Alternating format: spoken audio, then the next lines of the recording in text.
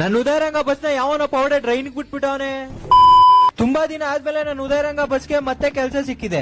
ಅದಕ್ಕೆ ಇವತ್ತು ಬೆಳಗ್ಗೆ ಬೇಗನೆ ರೆಡಿಯಾಗಿ ಮನೆಯಿಂದ ಡಿಪೋಗೆ ಹೋಗೋಣ ಅಂತ ಹೋಗ್ತಾ ಇದ್ದೆ. ಯಾಕಂದ್ರೆ ಇವತ್ತಿಂದ ನನ್ನ ಬಸ್ ನ ರೂಟ್ ಬಸ್ ಆಗಿ ಮಾಡ್ತಾ ಇದ್ದೀನಿ ಅದಕ್ಕೋಸ್ಕರ. ಆಮೇಲೆ ಇಲ್ಲಿ ಬಂದ್ ನೋಡಿದ್ರೆ ಯಾವ್ದೋ ಪಾಂಡು ಪೋಡೆ ಪಜಾಜಿ ತರ ಮಾಡ್ಬಿಟ್ಟಿರೋದ. ಏನೇ ಹೇಳಿ ನಮ್ ಹುಡುಗರು ಹುಡುಗಿಗ್ ನೋವಾದ್ರೂ ಕೂಡ ತಡ್ಕೊಂಡ್ಬಿಡ್ತಾರೆ. ಆದ್ರೆ ಇಂತರ ಲವ್ ಆಗಿರೋ ಗಾಡಿಗೆ ಏನಾದ್ರು ಆಗ್ಬಿಟ್ರೆ ತಡ್ಕೊಳಕ್ಕೆ ಆಗಲ್ಲ. ಆ ಸ್ಥಿತಿಲಿ ನಾನ್ ಕೂಡ ಒಬ್ಬ.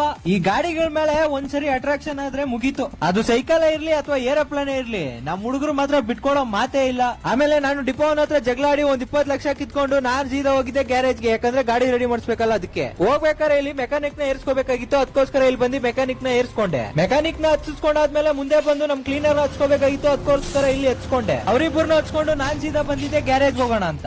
ಗ್ಯಾರೇಜ್ ಹತ್ರ ಬಂದು ಗಾಡಿ ಸೈಡ್ ಹಾಕ್ಬಿಟ್ಟು ನಾನ್ ಸೀದಾ ಹೋಗಿದ್ದೆ ಕಾಸು ಎಷ್ಟು ಅಂತ ಕೇಳೋದಿಕ್ಕೆ. ಅಲ್ಲೋಗಿ ಕೇಳಿದ್ರೆ 50 ಲಕ್ಷ ಅಂದ್ಬಿಡದ.